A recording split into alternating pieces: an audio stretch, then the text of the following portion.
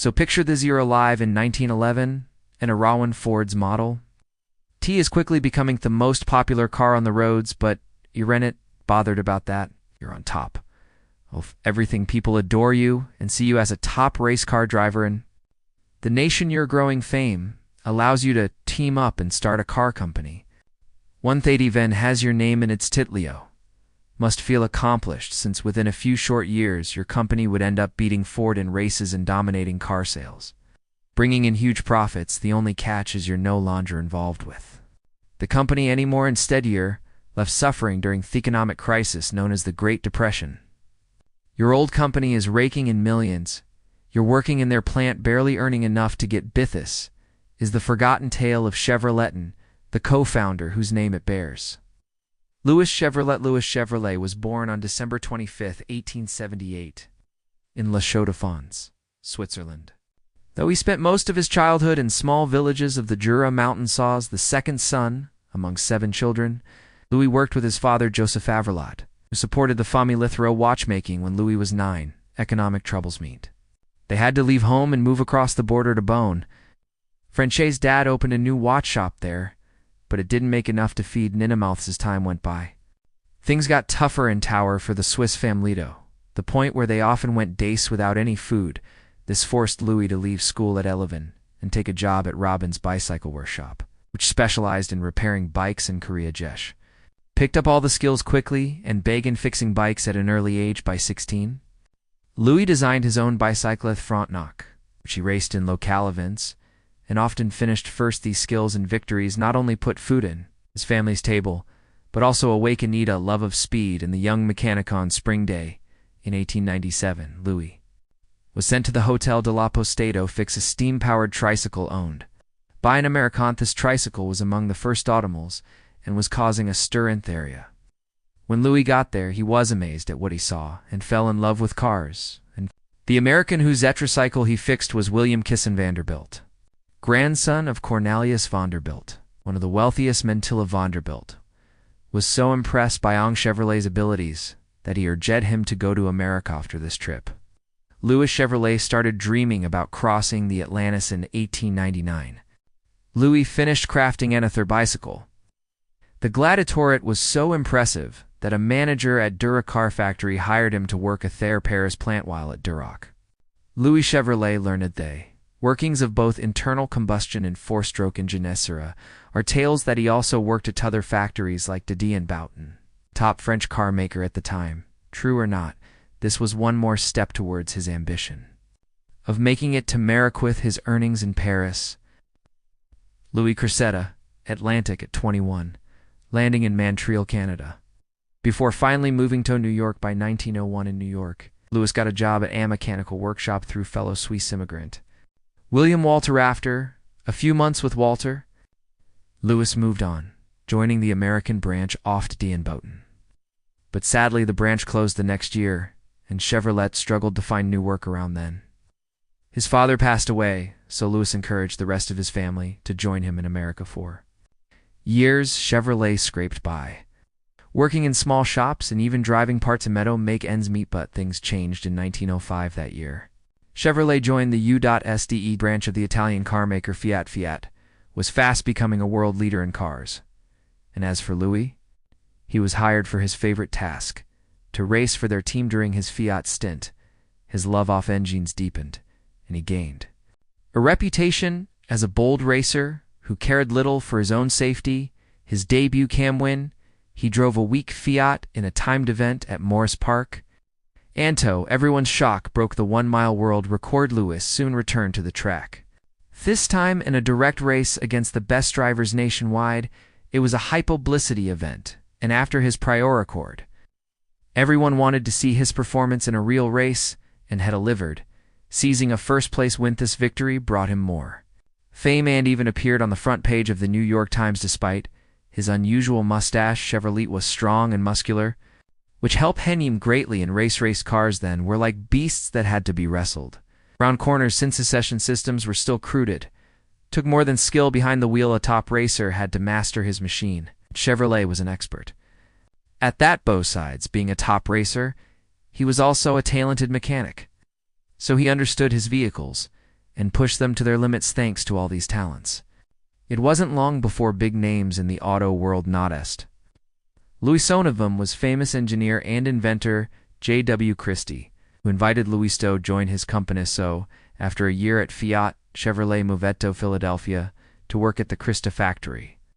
There, he designed a new racing car with an entirely new idea. Front-wheel drive was a genius innovation and years ahead of its era. It was still being perfected, and Christian never found the success he wanted on that track still. Louis learned more about cars during this time and the years that followed. He raced in many major events like the Vanderbilt Cup and the Indianapolis 500. After many wins and several broken cordages, became a well-known figure and earned that nickname the Daredevil Frenchman by 1909. Louis ranked second among American drivers. Despite all his wins, Chevrolet paid a steep price for his racing life. At his age, he spent much time in hospital beds from accidents, and some of his racing crew weren't as fortunate as Louis and on the track. Chevrolet's skills soon drew the eye of businessman William Durant, General Motors founder and Buick owner. He first signed Louis to drive for Buick's team but ended up going further, starting on the largest car companies ever. After William Durant, GM co-founder, was forced out of GM's top job during a financial crisis, he started plotting his return to the auto world. Got his chance by hiring Louis Chevrolet for the Buick race team besides Louis Racing. His unique with-sounding name was becoming a hit nationwide, and that appealed to Durant. It was a great choice to brand a car. Durant arranged a meeting with Louis and offered the idea of starting a car company together. Louis agreed. With his brother Arthur, they teamed up with Durant and founded the Chevrolet Motor Company in 1911. Their plan was simple. The Chevrolet brothers would design the car, while William handled the marketing. Louis got straight to work, and with friend Etienne Planche, he spent over 6 months designing a fancy 6-cylinder vehicle that showed his design skill, matched his racing talent. Result was the classic 6. First Chevrolet to bear his name, also called the Type C. It had a 4.8-liter engine, one of the largest then, and could hit 65 miles per hour. It launched in 1913 at $2,250, or about $65,000 in today's money. The classic 6 became known as a luxury car. But only about 500 were sold. Its first year, although Louis was proud of his work. William wasn't satisfied. The two met to discuss Chevrolet's future. Louis wanted to make race cars, but William insisted on affordable mass-market vehicles like Ford's Model T. He tried to convince Louis it would make them rich and secure their brand. But Louis wanted the name to Boot Racing. They never resolved this debate and left it for later. Louis kept traveling to promote the car, then took a short trip back to Europe. By the time he returned, Durant had reorganized the company to make cheap cars. Without Louis' approval, this felt slighted, and another argument broke out between the two.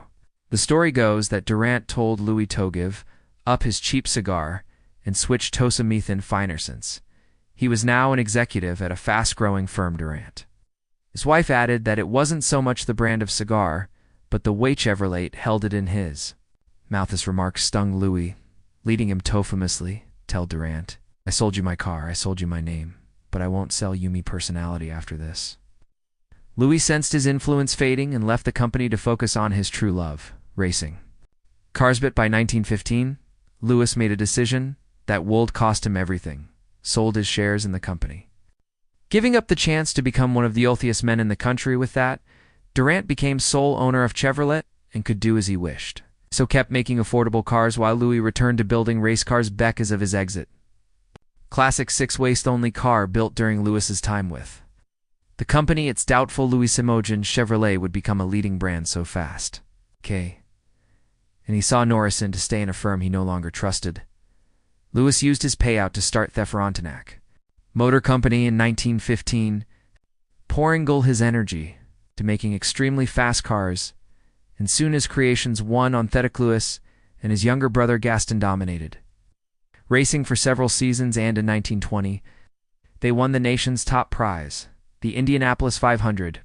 But just as Louis felt bigger things were on the horizon, he didn't foresee what would happen next. 1922, the youngest Chevrolet brother, Gaston, died in a crash in Beverly Hills. Louis was heartbroken and so distraught at the loss of his brother that he vowed never to race again after that. His luck began to turn his business.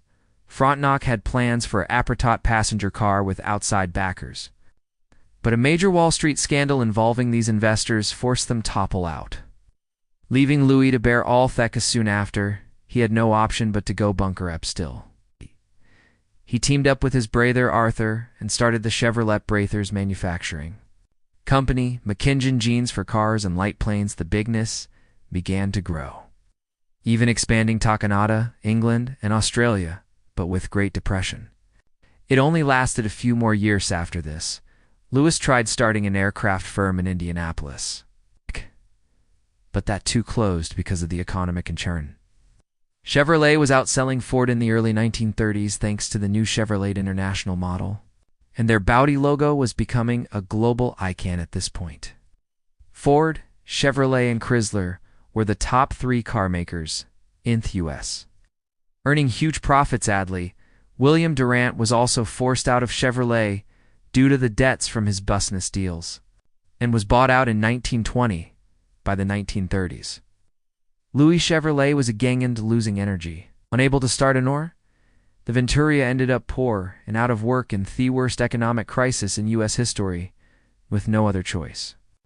He went back to the company he once helped build. There was no hero's welcome or anything like it. He simply worked as a linen mechanic at Chevrolet's factory around. Then he developed atherosclerosis, and his health declined so rapidly. Thappy 1938. The disease forced him to amputate his leg, which made him retire with no funds for his care. He died in 1941 at 63 of a heart attack. His brother Arthur later fell into deep depression and ended his life. A few years after following its founder's tragic death, Chevrolet Motors went on to lead car sales, peaking in the 50s and 60s. It was during this time that they launched the Corvette in 1953. A two-seat convertible built with fiberglass instead of steel. Making it easier to shape its crevasse. This was one of the first production sports cars in the U.S. and the first to really succeed and become a phenomenon. The company's success continued with their lease of their best model, the Chevy Impala, which quickly became a sensation for its impressive long body and great fetch rest.